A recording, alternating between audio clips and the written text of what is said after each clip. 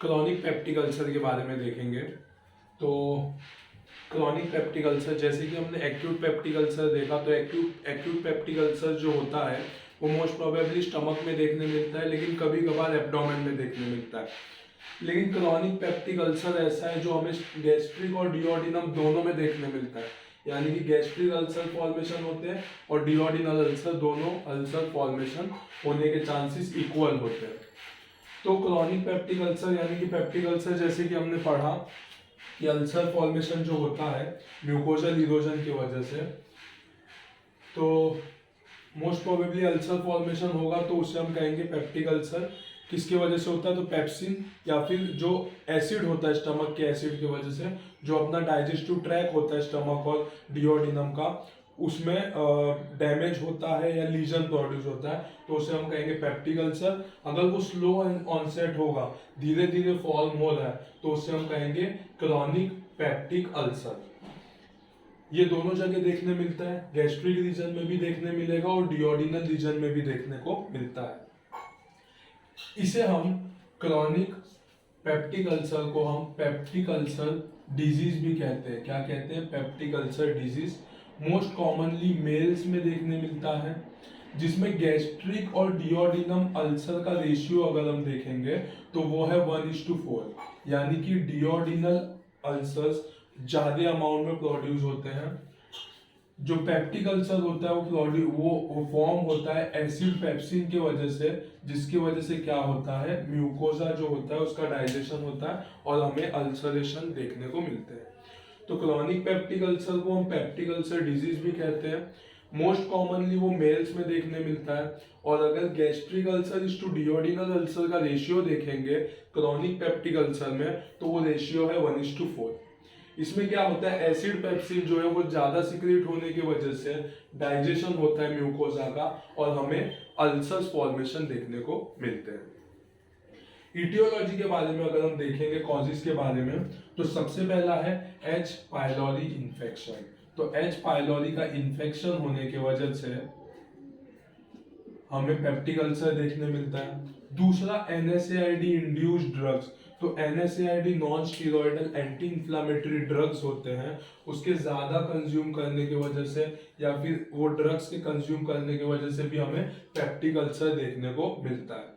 तीसरा है acid pepsin secretion. Acid और पेप्सिन जो होता है उसका सिक्रीशन ज्यादा होने की वजह से क्या होता है, तो डिस्ट्रक्शन होता है म्यूकोजा का और उसकी वजह से हमें पेप्टिक अल्सर देखने को मिलता है। चौथा है गैस्ट्राइटिस। तो गैस्ट्राइटिस यानी कि इन्फ्लामेशन जो होता है गैस्ट्रिक वॉल का, तो वो भी किस वजह से होता है, इंक्रीज्ड एसिड प्रोडक्शन की वजह से होता है। तो जब गैस्ट्राइटिस यानी कि स्टमक में अगर प्रोडक्शन ज्यादा हो रहा है तो वो डिओडिनम में भी आ सकता है और उसके वजह से भी पेप्टिक अल्सर फॉर्मेशन स्टमक में और डिओडिनम में हमें देखने को मिलेगा। इसके बाद लोकल इरिटेंट। लोकल इरिटेंट यानी कि जैसे स्मोकिंग, अल्कोहल, स्पाइसी फूड, ये सब का इंजेक्शन करने की वजह से भी हमें पेप्टिक अल्सर देखने को मिलते हैं। डाइटरी फैक्टर्स यानी कि मेल न्यूट्रिशन, अच्छे से खाना नहीं मिलना। Socio economic factor. Socio economic factor यानी कि पुअर, बैकवर्ड क्लासेस है जहाँ पे खाना ठीक तरीके से, वाटर ठीक तरीके से नहीं मिलता, तो भी उसके वजह से पेप्टिक अल्सर देखने को मिलता है। और सबसे मेन है साइकोलॉजिकल फैक्टर यानी कि स्ट्रेस, एंजाइटी, फटीग। इसके वजह से जैसे कि हमने पढ़ा कि साइकोलॉजिकल स्ट्रेस की वजह से भी हमें पेप्टिक अल्सर देखने को मिलता है। तो ये क्या हो गया, इटियोलॉजी हो गया। तो इसके कॉजेज क्या क्या है, सबसे पहला एच पाइलोरिक इन्फेक्शन, दूसरा एनएसएआईडी इंड्यूस्ड, तीसरा acid pepsin secretion increased, gastritis, local irritant, alcohol, smoking, spicy food, dietary factor यानी कि mail nutrition, socio economic factor और साइकोलॉजिकल फैक्टर यानी कि स्ट्रेस, एंजाइटी और फटीग। तो ये सब हो गया इटियोलॉजी या फिर कॉजेज। अब हम देखेंगे पैथोजेनेसिस। तो इसमें क्या है, सबसे पहले गैस्ट्रिक अल्सर के बारे में देखेंगे।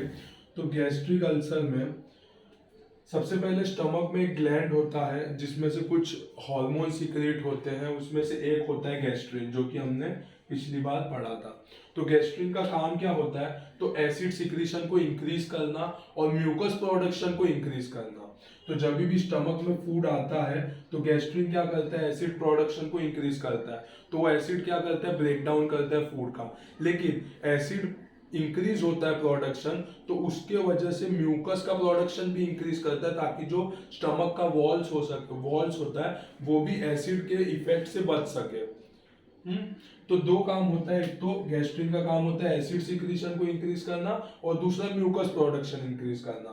तो इसमें क्या होता है, अगर गैस्ट्रिन इंक्रीज होता है तो उसकी वजह से हाइपर एसिडिटी हमें देखने मिलता है और उसमें गैस्ट्रिक अल्सर देखने के चांसेस ज्यादा होते हैं।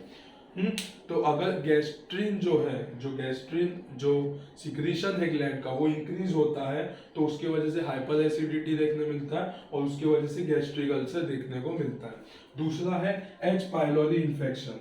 अगर एच पाइलोरी इन्फेक्शन हुआ है तो उसकी वजह से क्या होता है, गैस्ट्रिन म्यूकस जो होता है, जो ऊपर के लेयर म्यूकोजा उसमें म्यूसिन जो प्रेजेंट होते हैं वो क्या होते हैं, डिस्ट्रॉय होने लगते हैं और उसकी वजह से हमें गैस्ट्रिक अल्सरेशन देखने को मिलता है। तो यानी कि अगर गैस्ट्रिन का लेवल इंक्रीज होता है या फिर पाइलोरिक इन्फेक्शन होता है तो उसकी वजह से गैस्ट्रिक अल्सर हमें देखने को मिलता है। दूसरा डिओडिनल अल्सर के बारे में देखेंगे तो हाइपर सिक्रीशन अगर होगा गैस्ट्रिक एसिड का या फिर एच पाइलोरी इन्फेक्शन होगा तो हमें डिओडिनल अल्सर देखने को मिलेगा।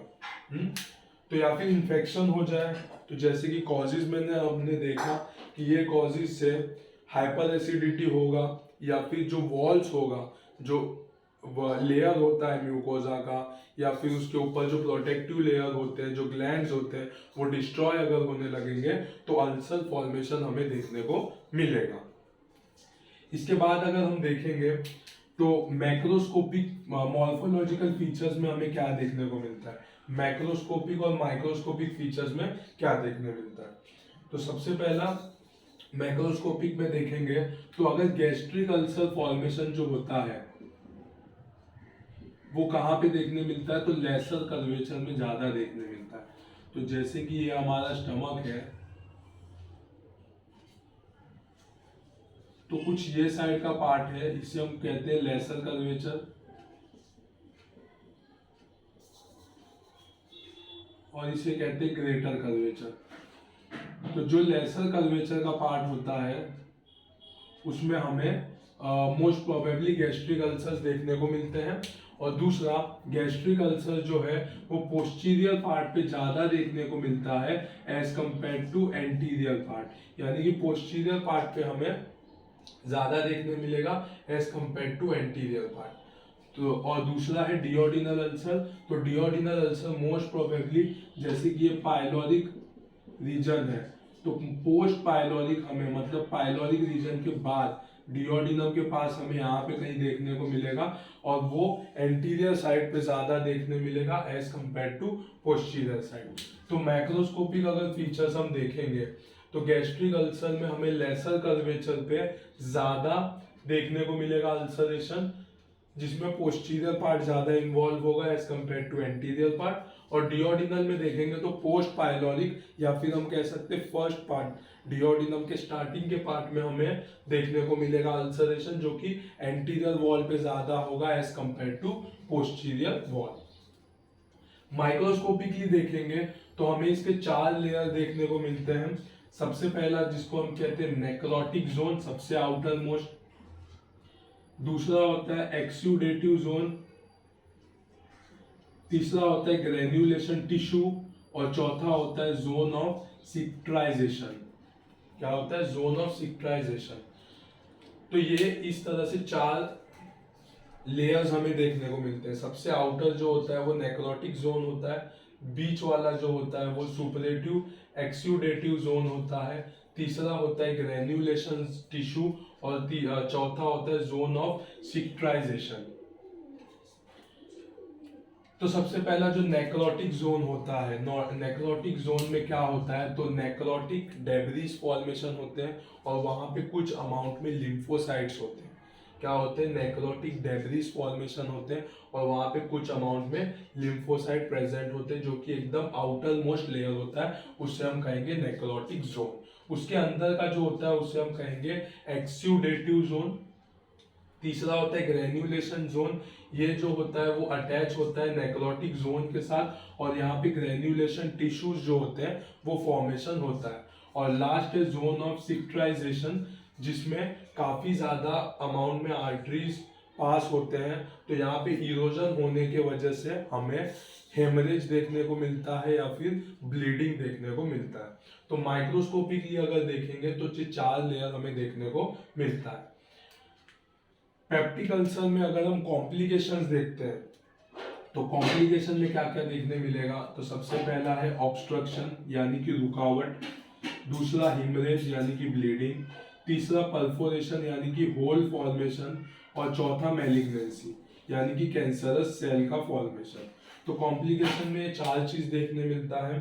तो सबसे पहला ऑब्स्ट्रक्शन। ऑब्स्ट्रक्शन में 2 ऑब्स्ट्रक्शन देखने को मिलते हैं, या फिर हम कह सकते हैं पाइलोरिक स्टेनोसिस या फिर डियोडिनल स्टेनोसिस। तो जब भी किधर पे अल्सरेशन फॉर्मेशन होता है, तो अल्सरेशन अगर एक्यूट होगा तो हमने पढ़ा था कि वो रीएपिथेलाइजेशन हो जाता है और हील हो जाता है।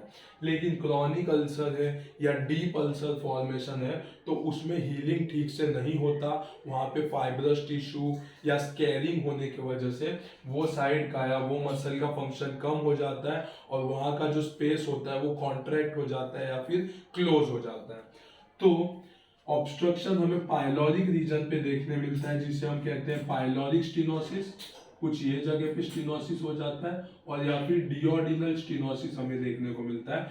तो ये 2 कॉम्प्लिकेशन है पेप्टिक अल्सर के। तो ऑब्स्ट्रक्शन में आता है पाइलोरिक स्टेनोसिस या फिर डियोडिनल स्टेनोसिस। दूसरा हिमरेज। तो जैसे कि हमें पता है कि म्यूकोजल सब म्यूकोजल लेयर तक ब्लड सप्लाई होता है, अगर इरोजन होता है म्यूकोजा का या सब म्यूकोजा का तो ब्लीडिंग देखने को मिलता है। तो अगर इरोजन जो हुआ है या फिर हम कह सकते हैं अल्सर्स फॉर्मेशन जो हुआ है वो बहुत माइन्यूट हुआ है, मतलब म्यूकोजल इरोजन हुआ है। वैसे तो कोई भी टाइप का अल्सर्स फॉर्मेशन होगा उसमें माइल्ड ब्लीडिंग तो हमें देखने को मिलता ही है, लेकिन अगर इरोजन हुआ है, ऊपर का लेयर ही थोड़ा डिस्ट्रॉय हुआ है, तो माइनर ब्लीडिंग हमें देखने को मिलता है। दूसरा सीवियर ब्लीडिंग हमें देखने को मिलता है जब काफी ज्यादा जो म्यूकोजल और सब म्यूकोजल लेयर जो है वो डैमेज होते हैं। तो उसके वजह से हमें क्या देखने को मिलता है, तो उसकी वजह से हमें कॉफी कलर का वॉमिट देखने को मिलता है और मेलिना देखने को मिलता है।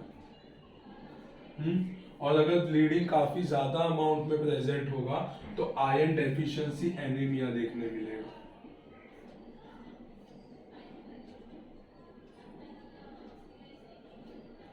आयरन डेफिशिएंसी एनीमिया भी देखने को मिलेगा। तो माइनर ब्लीड मोस्ट प्रोबेबली हर अल्सर्स में देखने मिलता है, लेकिन सीवियर ब्लीड हमें कोई कोई जगह पे जहाँ पे इरोजन अच्छे से हुआ है या अल्सरेशन फॉर्मेशन हुआ है उसमें देखने मिलेगा, जिसमें कॉफी कलर का वॉमिट होता है, मेलिना होता है, स्टूल में ब्लड जाने लगता है, और उसमें ब्लड लॉस होने की वजह से हमें आयरन डेफिशिएंसी एनीमिया देखने को मिलता है। तीसरा है परफोरेशन। तो परफोरेशन क्या होता है, तो होल हो जाना। कोई भी ऑर्गन जो है, जैसे कि अगर ये कोई ये ट्यूब है या कोई ऑर्गन है, तो यहाँ पे किसी कारण से होल हो जाना, जिसकी वजह से जो अंदर का कंटेंट है वो बाहर की तरफ जाने लगना।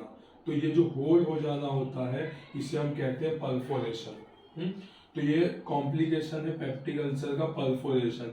अगर डीप अल्सर फॉर्मेशन हो रहा है जो सभी लेयर को डैमेज करता है तो वहां पे परफोरेशन होता है, होल फॉर्मेशन हो जाता है, जिसकी वजह से जो कंटेंट होता है ऑर्गन का या हम कह सकते हैं डियोडिनम का जो गैस्ट्रिक कंटेंट है वो बाहर जाने लगता है, और एक कंडीशन डेवलप होता है जिसे हम कहते हैं पेरिटोनाइटिस।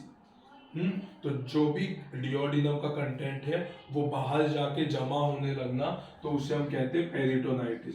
दूसरा गैस अंडर डायफ्राम। तो डायफ्राम के नीचे गैस एक्यूमुलेट होने लगता है परफोरेशन की वजह से। और तीसरा सबफ्रेनिक एब्सिस। तो सबफ्रेनिक एब्सिस कैसा होता है, तो एब्सिस फॉर्मेशन होने लगता है बिटवीन डायफ्राम एंड लीवर और स्प्लीन, तो उसे हम कहते हैं सबफ्रेनिक एब्सिस। तो ये चीज हमें देखने को मिलता है। और लास्ट मैलिग्नेंसी यानी कि मैलिग्नेंट सेल का फॉर्मेशन। तो कॉम्प्लिकेशन में सबसे पहला आता है ऑब्स्ट्रक्शन, जो कि देखने मिलता है पाइलोरिक स्टेनोसिस या फिर डियोडिनल स्टेनोसिस से। दूसरा हिमरेज, हिमरेज में माइनर ब्लीड तो मोस्टली सब जगह देखने मिलता है, सीवियर ब्लीड कोई कोई जगह पे हमें देखने को मिलता है। तीसरा परफोरेशन, परफोरेशन की वजह से पेरिटोनाइटिस देखने मिलेगा, गैस अंडर डायफ्राम देखने मिलेगा और सबफ्रेनिक एब्सिस देखने मिलेगा। और चौथा है मैलिग्नेंसी। अब हम अगर क्लिनिकल फीचर्स के बारे में देखेंगे तो क्लिनिकल फीचर्स के बारे में क्या क्या देखने मिलेगा, सबसे पहले गैस्ट्रिक अल्सर और डियोडिनल अल्सर में। तो ये कुछ कैटेगरीज है, उसके हिसाब से पढ़ेंगे। तो कौन से पीपल एट रिस्क, कौन से पीपल को ज्यादातर ये होता है, तो गैस्ट्रिक अल्सर मोस्ट प्रोबेबली जो लेबरिंग पीपल होता है, जो लेबर वर्क करते हैं, उनको ज्यादा होता है। डियोडिनल अल्सर किसको होता है, जो स्ट्रेस ज्यादा लेते हैं, स्ट्रेन ज्यादा करते हैं, स्ट्रेस और स्ट्रेन लेते हैं, उनको डियोडिनल अल्सर ज्यादा होते हैं। पेन कैसा होता है, तो गैस्ट्रिक अल्सर का पेन जो है वो एपिगैस्ट्रिक रीजन में होता है। जैसे कि हमने देखा है, अगर हम स्टमक जो है उसको 9 पार्ट्स में डिवाइड किया जाता है, तो ये जो बीच का पार्ट होता है इसे हम कहते हैं एपिगैस्ट्रिक रीजन।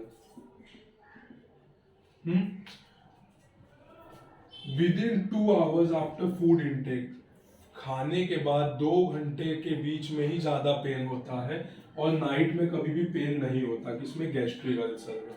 लेकिन डियोडिनल अल्सर में क्या होता है, पेन सीवियर होता है, पूरा नाइट तक रहता है, रिलीफ बाय फूड, खाना खाने से अच्छा लगता है, पेट भरा है, तब तक पेन नहीं होगा। लेकिन पेट खाली हो जाता है रात को तो पेन स्टार्ट हो जाता है और काफी सीवियर होता है। मोस्ट प्रोबेबली हमें हाइपोकॉन्ड्रिक रीजन में पेन देखने को मिलता है।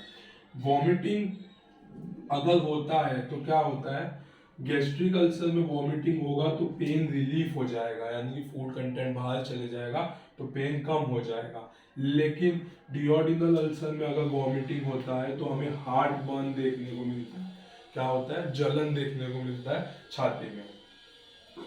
हिमेटमेसिस टू मेलिना का रेशियो क्या है, हिमेटमेसिस यानी कि वॉमिटिंग के थ्रू ब्लड निकलना और मेलिना यानी कि स्टूल में से ब्लड निकलना, तो इसके रेशियो क्या है, तो गैस्ट्रिक अल्सर में 60:40 का रेशियो है और डियोडिनल अल्सर में 40:60 का रेशियो है। एपेटाइट कैसा होता है, तो गैस्ट्रिक अल्सर में क्या होता है, पेशेंट खाना नहीं खाता, डर लगता है, क्योंकि खाना खाते ही उसको पेट दुखना चालू हो जाता है, तो अफ्रेड टू इट। लेकिन डियोडिनल अल्सर का जो पेशेंट होता है उसका एपेटाइट अच्छा होता है, क्योंकि वो खाना खाने से ही रिलीफ होता है उसे। वेट, जब गैस्ट्रिक अल्सर वाला पेशेंट ठीक से खा नहीं रहा है तो वेट क्या होगा, कम होगा। लेकिन डियोडिनल अल्सर वाला पेशेंट अच्छे से खाना खाता है तो वेट बढ़ता है।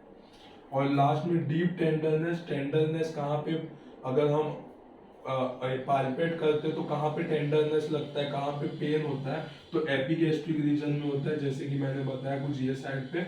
लेकिन डियोडिनल अल्सर में राइट हाइपोकॉन्ड्रिक रीजन में पेन होता है, तो ये साइड हुआ राइट हाइपोकॉन्ड्रिक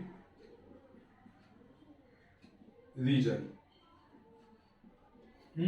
तो अगर क्लिनिकल फीचर्स में देखेंगे तो people at risk, gastric ulcer में लेबरिंग पीपल, डियोडिनल अल्सर में स्ट्रेस एंड स्ट्रेन।